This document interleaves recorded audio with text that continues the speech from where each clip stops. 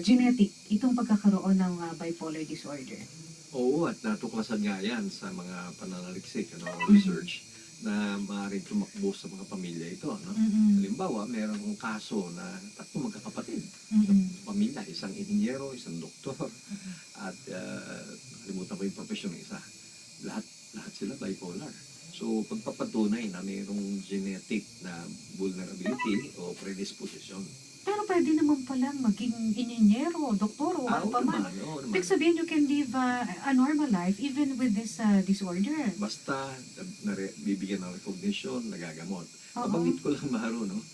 Kung mag-Google ka, download, ay maraming personaheng sikat sa kasaysayan, no? Sa world history Mm-mm. na natuklas ang bipolar. Mm-mm. Dalawang pangulo, si former President Theodore Roosevelt ng US, Oh, si Sir Winston Churchill ng Oo. UK. yes. Sa mga artista, mahilig kayo dyan. Si Robert Downey Jr., si Mr. Iron Man. Talaga may Oo, bipolar siya? si Robin Williams. Aha. Okay, Catherine Zeta-Jones. Yes. Kita mo yan. At yung mga manunugtog, si Beethoven, Mm-mm. magaling na pintor si Van Gogh, no? Mm-mm. Meron din mga atleta, si Ilie Nastase, isang magaling tennis player dati. Mm-mm. At saka marami pong iba. Pero hindi ba nakaka-apekto yan sa decision making kapag ikaw ay bipolar? Pagka nasa kasagsagan ka o nasa estado ka ng mania, dahil masyadong rapid o mabilis ang flow of thought, no? Ang takbo ng kaisipan. Kaya hindi ka na makaka-focus, no? Hindi ka makakonsentra, ganoon. Mm-mm. So, maapektuhan siyempre pang-araw-araw mong kilos at galaw at trabaho. Mm-mm. Kaya dapat nga sumanggunin sa isang psychiatrist, katulad namin ni Ryan, at saka magamot. Mm-mm. Kasi pwedeng mawala sa kontrol yung ganyong pasyente. Mm-mm. Pero Dr. Ryan, ano naman ang role ng family? Kapag kunyari ganito, meron silang bipolar na kasama sa pamilya. Kadalasan kasi ang mga bipolar, nagkakaroon sila ng sintomas kung dinarating sila ng panahon na malaki ang stress. Oo. Dito pumapasok yung suporta ng pamilya. Kung ang pamilya ay nagbibigay ng isang positibo at isang very supportive na environment, maaring ma-minimize yung triggers na tinatawag o yung mga stressors.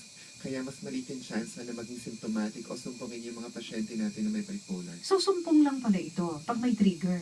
Ganon? Hindi yung parang may constant na, yung parang regular na schedule na dumarating sa kanila yan. Kadalasan ganon. Oo. Meron kang maitutukoy, no? If you can identify a stressor. Minsan kahit wala Basta out of the blue, pwede mangyari yan. Kasi nga, nabanggit ko yung biochemical na imbalance Mm-mm. na responsable sa mga manifestasyon o sa mga sintomas. So, in a way, no, sa isang banda, parang beyond the person's control, beyond him. Mm-mm. So, kahit gustuhin niya, hindi talaga niya makokontrol ang sarili niya. Mm-mm. Pero hindi naman ito darating doon sa punto na talagang totally makakalimutan na niya yung sarili niya, para magiging psychopath na.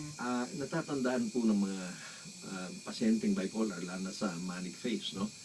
Lahat ng ginagawa nila. Pero ang sasabihin sa'yo, Hindi lang nila doktor, makontrol yung behavior nila. Halimbawa, masyadong mataas ang antas ng enerhiya, no? Increased energy, di mapakali, Oo. sobrang katuwaan, kasiyahan, excessive happiness, no? At madali ding mairita, madaling magalit, no? Mm-mm. At nabanggit ko na hindi makapagbigay ng sapat na konsentrasyon. Nabanggit ni Dr. Ryan na dahil sa ang bilis ng takbo ng isip, hindi na siya halos mapagkatulog. Mm-mm. Tapos meron siyang mga unrealistic sense of power na nasa itaas ako ng mundo, ako pinakamagaling, talo ko kayong lahat. At saka naapektuhan yung kanyang pagdidesisyon o judgment, no?